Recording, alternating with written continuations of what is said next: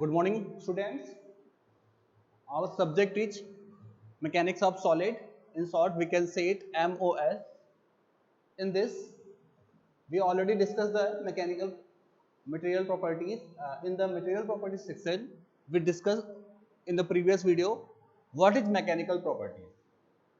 तो mechanical properties के बारे में जानने से पहले हम समझते हैं इसका मतलब क्या होता है।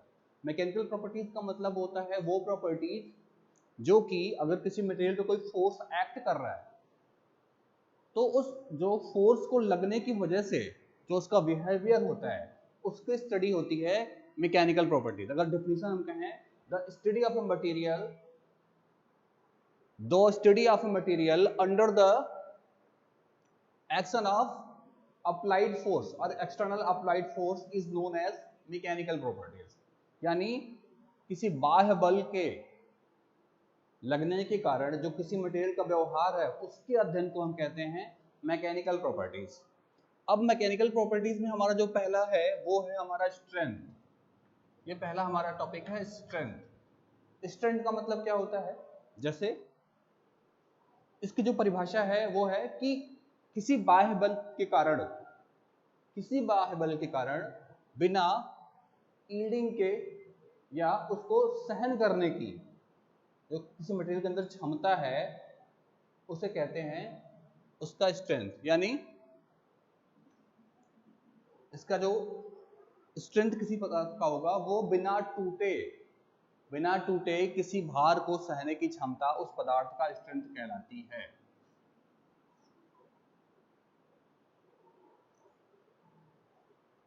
इसको अगर हम लिखें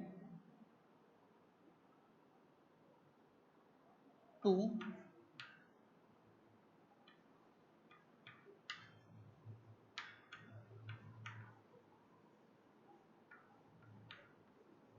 external load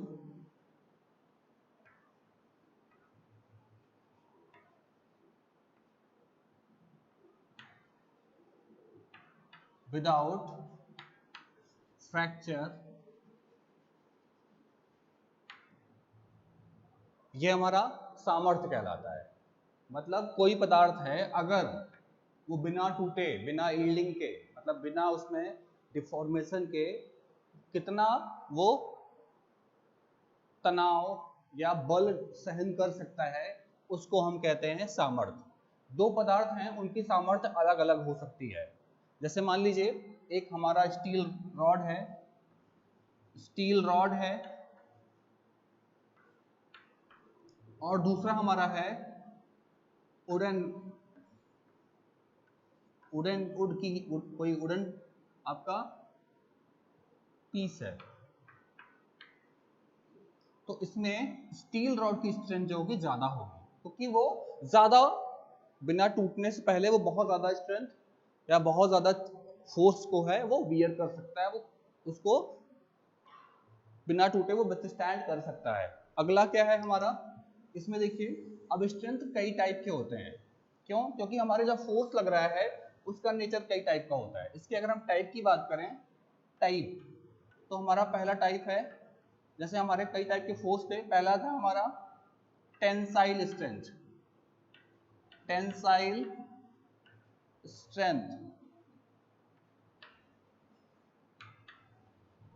इसकी परिभाषा होगी अगर किसी मटेरियल पे तनाव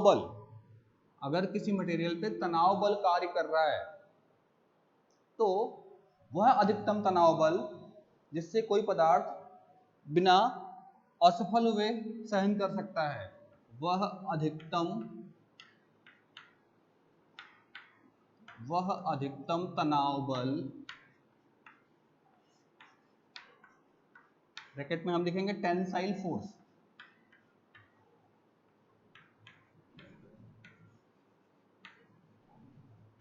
जिसे कोई पदार्थ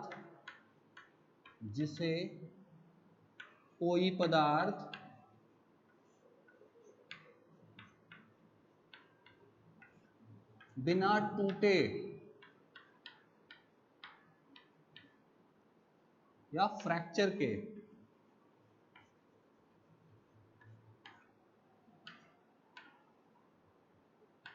सहन कर सकता है।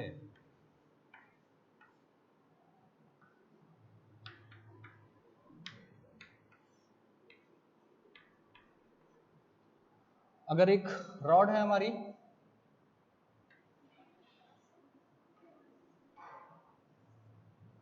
एक हमने माना एक हमारी रॉड है जिसपे हम एक ये जो फोर्स F लग रहा है, इसका मैग्नीट्यूड, इसका परिमाण जो है वो F है, और ये इसकी लंबाई को बढ़ाना चाहता है। अगर लंबाई को बढ़ाएगा तो उसमें जो डिफॉर्मेशन होगा वो क्या होगा, पॉजिटिव टाइप होगा, क्योंकि लेंथ में परिवर्तन हो रहा है, लंबाई बढ़ रही है। जब लंबाई बढ़ेगी तो इसमें तनाव उत्पन्न होगा, क्योंकि जो इसके मॉलिक्यूल्स हैं, जो इसके बीच में दो मॉलिक्यूल्स हैं, इनके बीच की दूरी, ये बल जो है फोर्स F है वो बढ़ाएगा। अब ये फोर्स F इसमें तनाव बल उत्पन्न करेगा, जिसकी वजह से वो अधिकतम तनाव बल जो जिससे ये पदार्थ बिना टूटे सहन कर सकता है, वो कहलाता है आपका टेंसाइल स्ट्रेंथ। हर पदार्थ की टेंसाइल स्ट्रेंथ अलग अलग होती है, क्योंकि हर पदार्थ में जो है वो जो तनाव बल को सहने की क्षमता है वो अलग अलग हो जाती है। दूसरा हमारा क्या है, दूसरा हमारा है कॉम्प्रेसिव स्ट्रेंथ। दूसरा हमारा जो है वो है कॉम्प्रेसिव स्ट्रेंथ। जैसे हमारे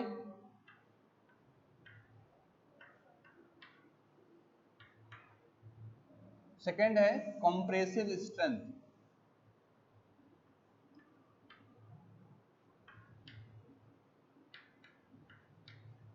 जिसको हम दबाव सामर्थ्य भी कहते हैं हिंदी में।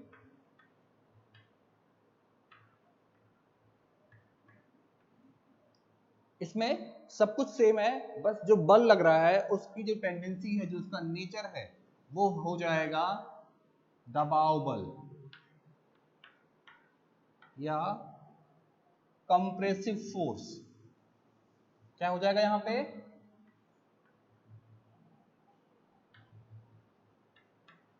कंप्रेसिव फोर्स, जिससे कोई पदार्थ बिना टूटे, बिना फ्रैक्चर के सहन कर सकता है। यहाँ पे ध्यान देने वाली बात है, ये मैक्सिमम की बात की जा रही है, यानी अधिकतम वो कितना, कॉम्प्रेसिव स्ट्रेंथ का मतलब वो होगा वो अधिकतम मैक्सिमम हमारा कॉम्प्रेसिव फोर्स, दबाव बल, जिस पे कोई पदार्थ बिना टूटे, फ्रैक्चर के बिना उसको बियर कर सकता है, सहन कर सकता है, उसे हम कहेंगे कॉम्प्रेसिव स्ट्रेंथ। आज हमने क्या डिस्कस किया, मैं फिर से इसको रिवाइज कर लेता हूँ एक बार। हमने पढ़ा मैकेनिकल प्रॉपर्टीज। मैकेनिकल प्रॉपर्टीज क्या होती हैं, मैकेनिकल प्रॉपर्टी बेसिकली होता है study of a material under the external applied load, यानी जो उसका बिहेवियर है उसके बारे में जानना, उसको पढ़ना हमारा मैकेनिकल प्रॉपर्टी कहलाता है। जबकि उस पदार्थ पे बाह्य बल लग रहा हो, बाह्य लोड लग रहा हो, उसमें पहला हमने देखा स्ट्रेंथ। स्ट्रेंथ क्या होता है कि बिना टूटे किसी पदार्थ को की भार या बल सहने की क्षमता हमारा स्ट्रेंथ कहलाती है। बिना फ्रैक्चर के, तो withstand with external load without fracture, जो भी हम बाह्य लोड लग रहा है, बाह्य बल लग रहा है, उसको सहन करने की क्षमता। अब क्योंकि बल कई तरीके के होते हैं, तो उनके सबके लिए हमारा अलग अलग स्ट्रेंथ का टाइप आएगा। पहले हमने पढ़ा टेंसाइल स्ट्रेंथ। अगर इसमें, जिसको हम तनाव बल कहते हैं हिंदी में, तो तनाव बल से हमारा है टेंसाइल स्ट्रेंथ, यानी तनाव सामर्थ्य, वह अधिकतम तनाव बल जिसे कोई पदार्थ बिना टूटे सहन कर सकता है, उसे हम कहते हैं टेंसाइल स्ट्रेंथ। सिमिलरली हमारे पास सेकंड है कॉम्प्रेसिव स्ट्रेंथ। कॉम्प्रेसिव स्ट्रेंथ क्या होती है, वह अधिकतम दबाव बल या कंप्रेसिव फोर्स। ठीक है, यहाँ पे पहले वाले में हमारा टेंसाइल फोर्स था, यहाँ पे कंप्रेसिव फोर्स है। कंप्रेसिव फोर्स के लिए अगर हम डायग्राम यूज करें तो हमारा डायग्राम कुछ इस तरीके से बनेगा। देखिए, ये हमारा एक रॉड है,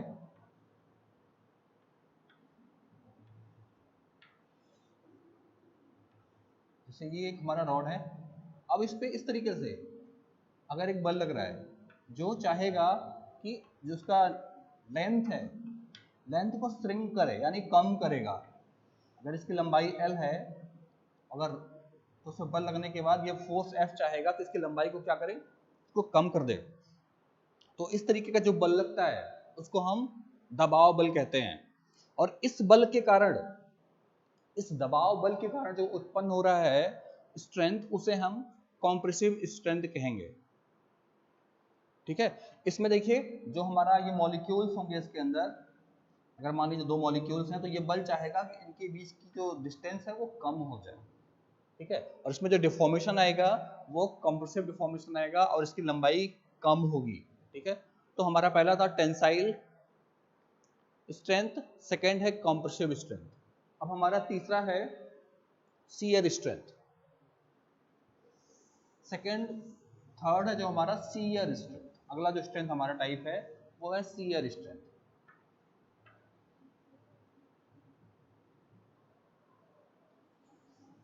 अब यहां पे भी दबाव बल नहीं, शियर बल आ जाएगा, जिसको शियर को हम कर्तन कहते हैं हिंदी में, कर्तन। और यहां इसको हम चेंज कर देंगे शियर फोर्स।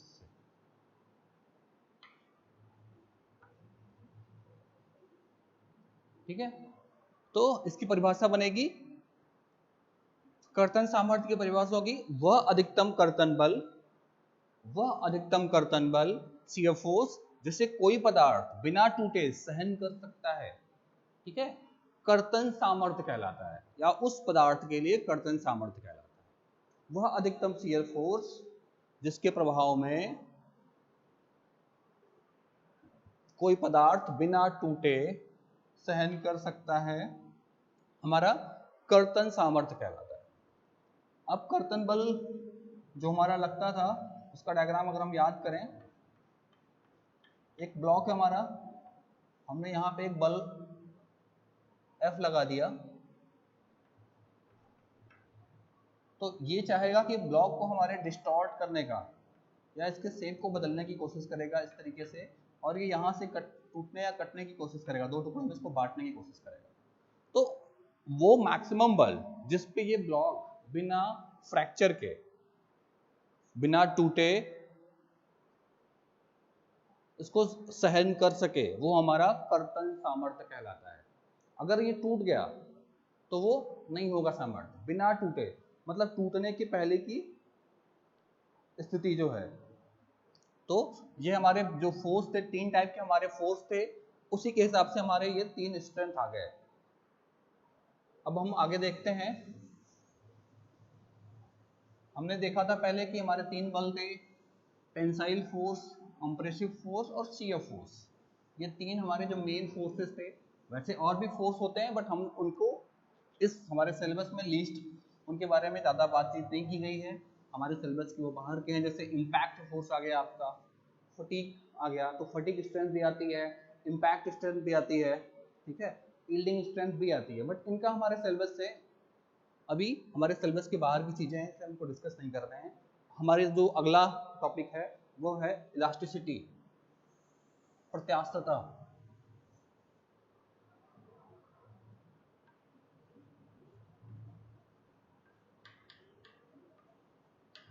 इलास्टिसिटी, इसके बारे में हमने थोड़ा सा कल भी पढ़ा था, आज भी थोड़ा देख लेते हैं क्या था।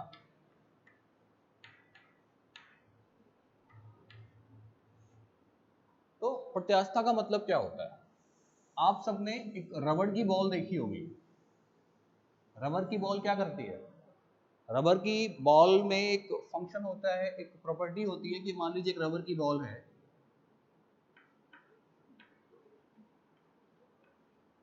और इस पर अगर आपने बल लगाया, इसको कंप्रेस किया या इसको खींचा किसी तरफ से, और जैसे ही बल हटाते हैं, बल हटाने के बाद ये वापस से अपने शेप और साइज को रीगेन कर लेता है। मतलब इसमें जो डिफॉर्मेशन होता है, डिफॉर्मेशन ये स्टोर नहीं करता है। हमारा ये जो इलास्टिक मटेरियल होता है ये डिफॉर्मेशन को स्टोर नहीं करता है। हम सब ने स्प्रिंग देखी होगी। स्प्रिंग, स्प्रिंग क्या करती है? स्प्रिंग बेसिकली कॉइल स्प्रिंग की भी हम यहाँ बात कर ले रहे हैं। ऐसे ऐसे कुछ बना होता है कॉइल स्प्रिंग। मान लीजिए हमारे गाड़ियों में एज ए शॉक एब्जॉर्बर की तरह यूज किया जाता है इसको। तो जैसे ही किसी बम्प से हमारी गाड़ी पास होती है तो ये क्या करता है, ये कंप्रेस फॉर्म में हो जाता है, इसके कॉइल्स पास पास आ जाते हैं, और जैसे ही उस बम्प से हम निकलते हैं ये फिर से अपनी ओरिजिनल शेप में आ जाती है। मतलब ये एक बार एनर्जी स्टोर करती है और दोबारा उसी एनर्जी का उपयोग करके फिर से अपने शेप में आ जाती है। तो ये जो चीज है स्प्रिंग या ये जो रबर है, इनकी जो अंदर ये प्रॉपर्टी है कि अपने शेप को रिगेन कर लेना, या इस वर्ड को हम एक वर्ड बोलते हैं स्प्रिंग बैक। क्या कहते हैं, स्प्रिंग बैक। एक वर्ड होता है स्प्रिंग बैक। इसका मतलब क्या होता है, टू रीगेन इट्स शेप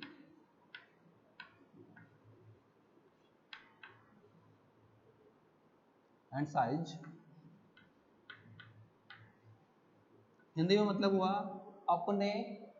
अपने शेप और साइज को दोबारा प्राप्त कर लेना, या इसकी जगह पे हम कभी कभी स्प्रिंग बैक नामक टर्म का भी उपयोग करेंगे कि जैसे स्प्रिंग हमारा है, यहाँ इसको याद रखने का तरीका क्या है, स्प्रिंग, इस स्प्रिंग से मतलब सोच लीजिए, और बैक का मतलब अपनी ओरिजिनल स्टेट में वापस आ जा रहा है। तो चाहे रबर हमारा हो चाहे स्प्रिंग हो, ये ऐसे मटेरियल से बनाए जाते हैं, इनकी डिजाइन ऐसी की जाती है कि बल लगने के बाद जब हम बल को हटाएं, रिमूव करें, तो वो अपनी ओरिजिनल पोजीशन में फिर से आ जाए। ठीक है, तो अब बात करते हैं फिर से इसी परिभाषा की। इसको मिटा देते हैं यहाँ पे। देखिए क्या है परिभाषा हमारी, प्रत्यास्थता का मतलब होता है पदार्थ का वह गुण, या इसको इंग्लिश में लिखें अगर हम,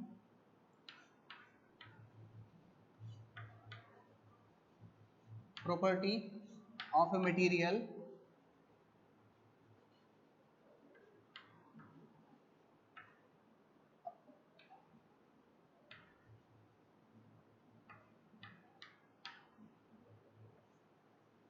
under virtue of which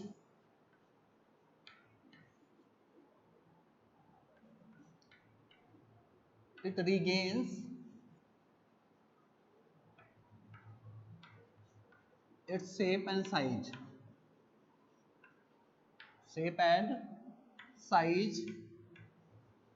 after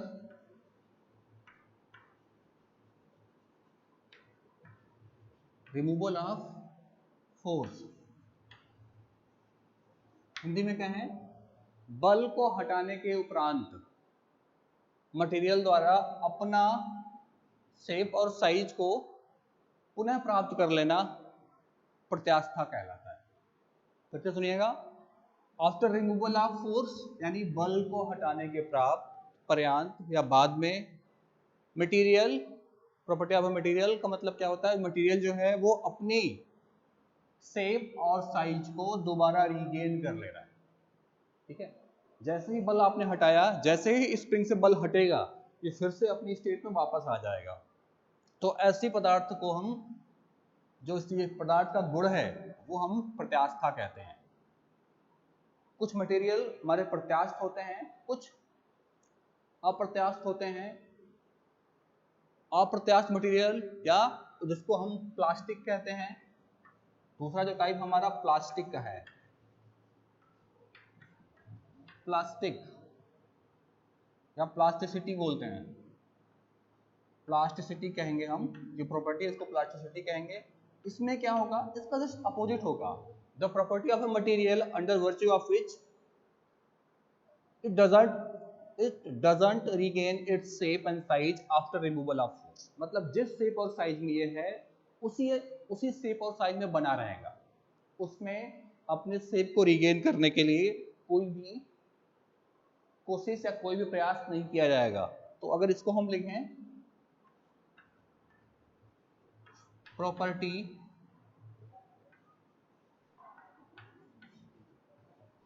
property of a material under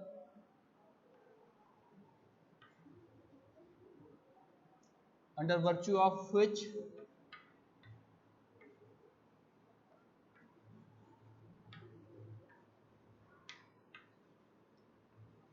it does not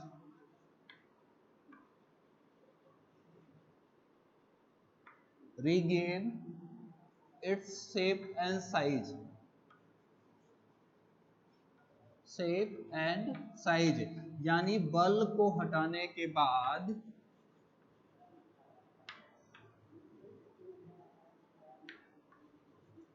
अपने शेप और साइज को ये मटेरियल नहीं गेन करता। ठीक है, ये दोनों एक दूसरे के अपोजिट नेचर हैं। जैसे गीली मिट्टी का गीली मिट्टी का छोटा टुकड़ा ले लें और उस पर कोई बल लगाएं, जैसे ही हम फोर्स लगाएंगे वो डिफॉर्म हो जाएगा या डिफॉर्मेशन उसमें आएगा। डिफॉर्मेशन का मतलब आपको मैंने पहले भी बताया है कि ओरिजिनल शेप एंड साइज में जो चेंजेज आ रहे हैं, डायमेंशन में जो चेंजेज आ रहे हैं, उनको डिफॉर्मेशन कहते हैं। यहाँ पे देखिए क्या हो रहा है, इलास्टिसिटी में डिफॉर्मेशन जो है वो हट जा रहा है। ठीक है, जबकि प्लास्टिसिटी में डिफॉर्मेशन जो है वो परमानेंट रह रहा है। ठीक है, इलास्टिसिटी का जो मतलब है इसमें डिफॉर्मेशन हट जाएगा, सिंपली स्प्रिंग जैसा हो जाएगा, और प्लास्टिसिटी में क्या हो जाएगा कि वो डिफॉर्मेशन जो है परमानेंट बना रहेगा। जैसे इसमें मान लीजिए प्लास्टिसिटी का मतलब ये दो चीजें हमारी हो गई। अब आगे हम अगली प्रॉपर्टी जो हमारी है वो देखते हैं। इसमें जो इसका एग्जांपल है प्लास्टिसिटी का मतलब है वो है क्ले हो गया हमारा, गीली मिट्टी के टुकड़े, जिसपे इन दोनों का अपना अपना उपयोग है। जैसे इलास्टिक जो हमारी मटेरियल्स हैं, जैसे इसको स्प्रिंग बनाने में उपयोग करते हैं, या जहाँ पे बल लगने के बाद मटेरियल में डिफॉर्मेशन ना आए, ऐसी जगहों पे हम इनका उपयोग करना चाहते हैं। जबकि प्लास्टिक जो मटेरियल टाइप का है, हम वो मटेरियल जहाँ पे हम बल लगा के डिफॉर्मेशन कर लें और शेप और साइज को चेंज कर लें, उसको हम कहते हैं प्लास्टिक टाइप का मटेरियल। अब हमारा जो अगला प्रॉपर्टी है वो है ब्रिटलनेस।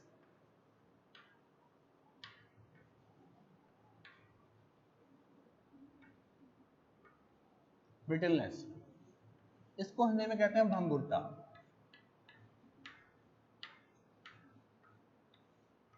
इसका क्या मतलब होगा, देखिए सबने ग्लास देखा होगा, ग्लास का मतलब शीशा, कांच, मिरर जिसकी हम बात करते हैं। अगर मिरर को आप थोड़ा सा भी फोर्स लगाएं, चाहे वो टेंसाइल हो, चाहे कंप्रेसिव हो, या जिस टाइप का भी फोर्स लगाएं आप, उसमें सडन फ्रैक्चर हो जाता है, यानी टूट जाता है। तो उसकी जो डिफिनेशन होगी उसमें हम लिखेंगे the property of a material,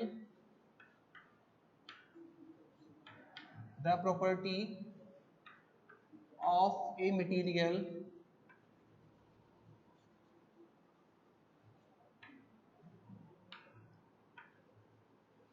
under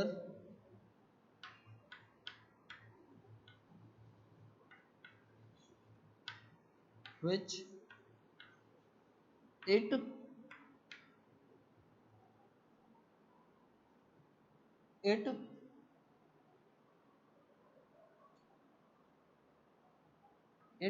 will fracture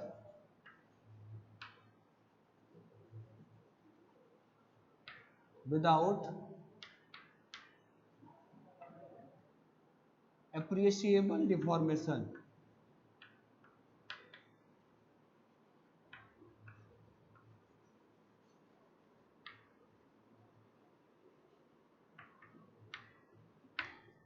यानी बिना किसी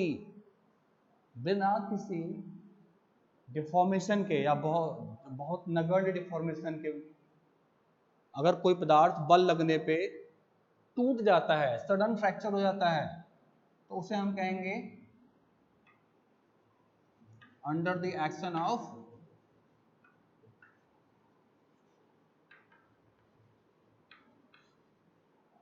फोर्स।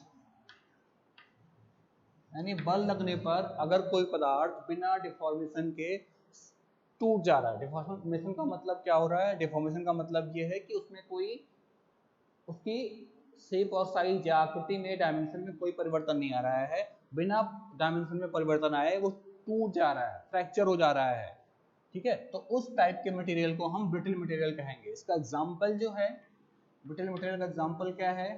ग्लास, ग्लास या ग्लास से बनी चीजें, जैसे आपका मिरर हो गया। मिरर में क्या होता है, जैसे हम बल लगाते हैं वो टूट जाता है। इसमें जो टूटने का पैटर्न है, ठीक है, जो पैटर्न है टूटने का, जो क्रम है वो फिक्स नहीं होता। पैटर्न जो है ये फिक्स नहीं रहेगा। ऐसा नहीं कि ग्लास जो है तोड़ने पे बार बार तोड़ेंगे तो सेम पैटर्न मिलेगा, नहीं, वो अलग अलग टुकड़े मिलेंगे। इसमें जो भी टूटेंगी चीजें उसमें कोई पैटर्न नहीं होगा, और ये ब्रिटलनेस की पहचान है, भंगुर पदार्थ की यही पहचान है कि जैसे आप उसमें बल लगाएंगे उसमें डिफॉर्मेशन नहीं होगा, वो टूट जाएगा। और ये भी इसके बहुत जगह हमारी उपयोग में आती है चीजें, जहाँ पे हमें इस टाइप के मटेरियल की जरूरत पड़ती है कि वो बल लगने पे अपने आप टूट जाए, ठीक है। ऐसा नहीं कि बल ना लगाते रहे वो टूटे ही ना। कई जगह जरूरत ऐसी भी पड़ती है जहाँ बल लगा के हम उसको तोड़ सकें। कई जगह, कई बार आपने देखा होगा जो हमारी बसेस होती हैं, तो बसेस में हमारा जो एक हैमर रखा होता है, हथौड़ा रखा होता है विंडशील को तोड़ने के लिए, वो ग्लास के अंदर प्रोटेक्टेड रहता है, तो हम ग्लास तोड़ के उसको इजीली निकाल लेते हैं। अगर वहाँ मान लीजिए ग्लास की बजाय कुछ और लगा हो, लोहे का कवर लगा दिया जाए, तो फिर तो हम हैमर को निकाल ही नहीं पाएंगे, ठीक है। अगर वहाँ ग्लास नहीं है तो उसको ब्रेक करना डिफिकल्ट हो जाएगा, ग्लास है तो इजीली हम ब्रेक कर सकते हैं, ठीक है। तो ये सारी चीजें हैं कि ब्रिटलनेस में क्या होगा कि वो मटेरियल की प्रॉपर्टी जिसके कारण, ठीक है, वो टूट जाए बिना किसी अप्रिशिएबल, मतलब जो नोटिसेबल हो, जो सब दिखे उस डिफॉर्मेशन के, वो जैसे ही उस पर बल लगाया जाए, ठीक है। अब इसका एग्जांपल हमने देख लिया ग्लास, कास्ट आयरन। इसका दूसरा जो एग्जांपल है वो कास्ट आयरन है, कास्ट आयरन। इन सब पदार्थों में डिफॉर्मेशन नहीं होता है, इसमें डिफॉर्मेशन जो है नहीं होता या बहुत कम होता है, ठीक है। डिफॉर्मेशन जो है वो बहुत कम होगा या बिल्कुल नहीं के बराबर होगा। ऐसे पदार्थ को हम कहेंगे ब्रिटल मटेरियल, और इसी प्रॉपर्टी को हम कहेंगे ब्रिटलनेस, ठीक है। अब अगला जो हमारा है, हमारी प्रॉपर्टी है, उसको बोलते हैं, और कुछ जो इसका अपोजिट नेचर है, जो कुछ मटेरियल हमारे होते हैं जो इसके अपोजिट में है, डक्टिलिटी जिसको आप बोलते हैं, उसको लिखेंगे हम लोग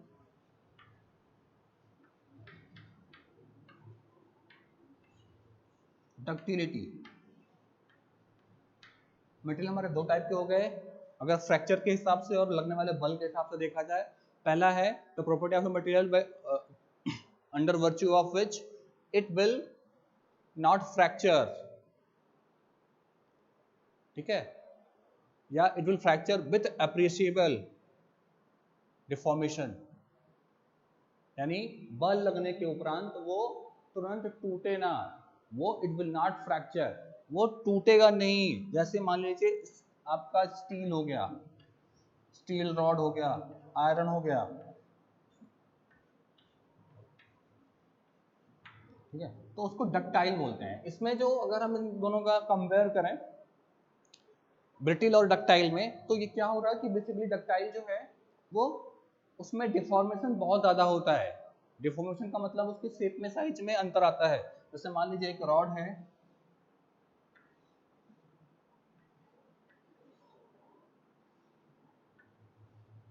इस रॉड को अगर हमने इसमें टेंसाइल फोर्स लगाया, तनाव बल लगाया और उसको खींच रहे हैं, अगर एक डक्टाइल मटेरियल जैसे स्टील या आयरन का बना हुआ है तो इसकी लंबाई में काफ़ी परिवर्तन आएगा, ठीक है। मान लीजिए लंबाई पहले ये थी और ये बाद में ये लंबाई हो जाएगी, तो इसकी लंबाई बढ़ती जाएगी। जबकि अगर यही कास्ट आयरन का है तो ये रॉड जो है बहुत जल्दी टूट जाएगा, ठीक है। तो डक्टिलिटी का मतलब क्या है? डक्टिलिटी का मतलब ये है कि अगर कोई पदार्थ इसको तन्य,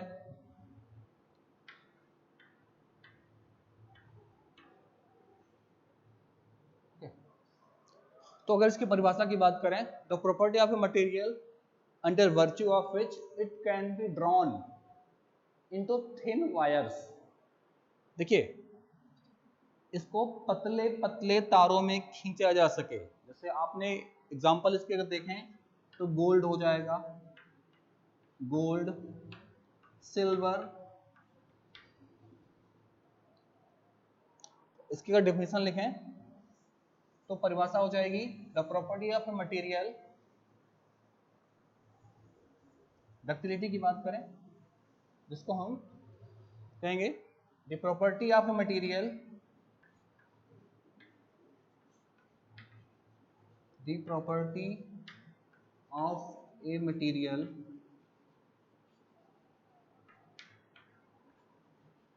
under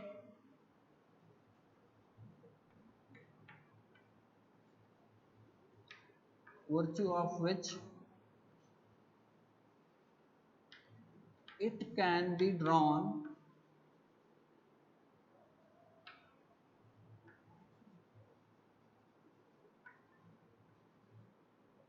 into thin wires, thin यानी पतले पतले तारों में खींचे जा सकने का जो गुण है, अगर वो है तो उस टाइप के मटेरियल को डक्टाइल मटेरियल कहेंगे, और इस तरह की का जो गुण है उसको डक्टिलिटी कहेंगे। यहां ध्यान देने वाली बात है कि अगर एक रॉड है, अगर एक रॉड है उसको पतले वायर में कन्वर्ट करना है, खींचना है, तो इसका मतलब है कि उसमें टेंसाइल फोर्स लगाना पड़ेगा F, और उसमें डिफॉर्मेशन है वो बहुत ज़्यादा हो सके, यानी वो मटेरियल जो है उसमें डिफॉर्मेशन का जो नेचर है, अमाउंट है, वो बहुत ज़्यादा हो। नहीं तो वो पतले एक रॉड को पतले वायर में खींचने का जो हमारा कोशिश है वो बेकार हो जाएगा। जैसे मान लीजिए हम सब लोग सोने के आभूषण देखते हैं, सोने का जो भी हम ऑर्नामेंट बनता है, आभूषण बनता है, उसमें बहुत पतले पतले वायर्स होते हैं। तो वो वायर्स इसलिए बन पाते हैं क्योंकि वो जो गोल्ड हमारा है वो बहुत डक्टाइल होता है, या जो हमारे कॉपर के वायर आते हैं, इलेक्ट्रिकल वायर्स आते हैं कॉपर के, एल्युमिनियम के, ठीक है, वो उन सब में प्रॉपर्टी होती है कि वो इजीली जो है थिन वायर्स में कन्वर्ट किए जा सके। और ऑब्वियसली बात है, इसको कन्वर्ट करने के लिए हमें किस टाइप के फोर्स की जरूरत पड़ेगी? ये हमारा टेंसाइल फोर्स है, टेंसाइल फोर्स या तनाव बल लगा के ही इनको हम बदल सकते हैं। वहीं ब्रिटल मटेरियल की अगर बात करें तो जैसे इस पर tensile force, compressive force, shear force, कोई सा भी फोर्स लगाएंगे आप, इंपैक्ट फोर्स, वो तुरंत का तुरंत सडनली टूट जाएगा। आगे हम अभी फिर से इसको डिस्कस करेंगे, एक डायग्राम बना के देखेंगे जब हम लोग अगला चैप्टर पढ़ेंगे, वहाँ पे स्ट्रेस एंड स्ट्रेन की बात करेंगे, तो वहाँ पे हम चीज़ों को देखेंगे कि कैसे कैसे चीज़ें हो रही हैं, और एक प्लॉट भी प्लॉट करेंगे जो कि अक्सर पूछा जाता है एग्जाम में कि इसका कंपैरिजन कैसे है, डक्टाइल मटेरियल का बिहेवियर कैसे होगा, ब्रिटल का बिहेवियर क्या होगा। तो अभी हम इसको बस आप इतना जानिए कि the property of a material under virtue of which it can be drawn into thin wires. और ये बहुत ज़्यादा पूछी जाने वाली प्रॉपर्टी है। डक्टिलिटी क्या होती है? डक्टिलिटी का मतलब होगा कि प्रॉपर्टी ऐसी है जिससे आप मटेरियल को उस थिन वायर्स में कन्वर्ट कर सकें। मोस्टली ये हमारा मेटल्स में पाया जाता है। ओके, अगली प्रॉपर्टी हमारी है मैलेबिलिटी।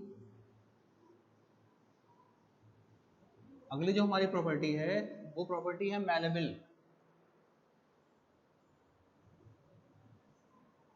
इसको आघातवर्धनीय भी कहा जाता है हिंदी में, आघातवर्धनीय।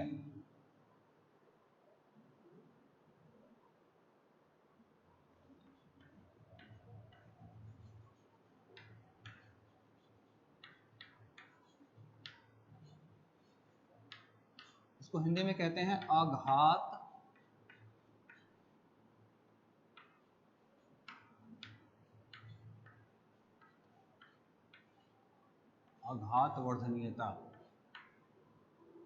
आघात का मतलब होता है इम्पैक्ट करना, आघात का मतलब है इम्पैक्ट। अब इसकी जो डिफिनीशन है वो है the property of a material,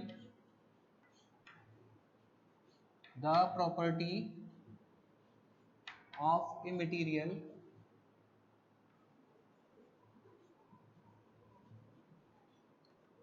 material under the virtue of which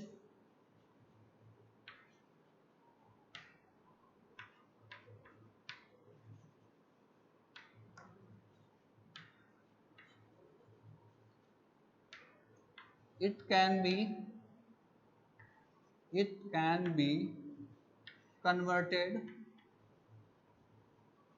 converted into thin sheets,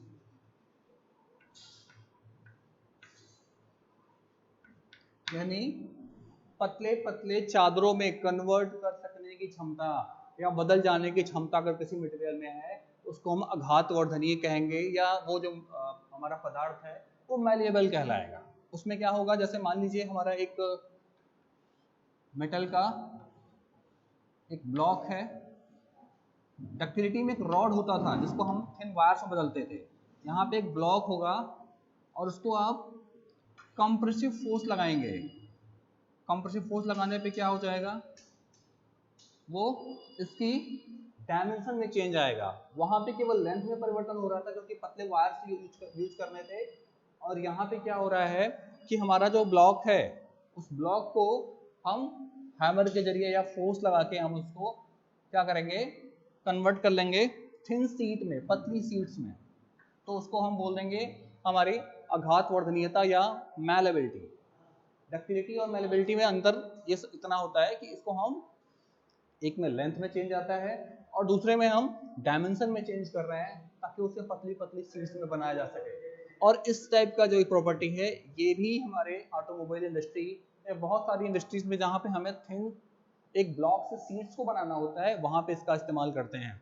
इसमें ध्यान देने वाली बात है कि ये सारी चीज़ें विदाउट फ्रैक्चर या बिना टूटे हो रही हैं। अगर मटेरियल में फ्रैक्चर आ जाएगा तो इसका कोई मतलब नहीं रहेगा, ठीक है। चाहे वो डक्टिलिटी हो चाहे मैलेबिलिटी हो, वो बिना टूटे जब आप बल लगा रहे हैं उसी के प्रभाव में हो रही हैं।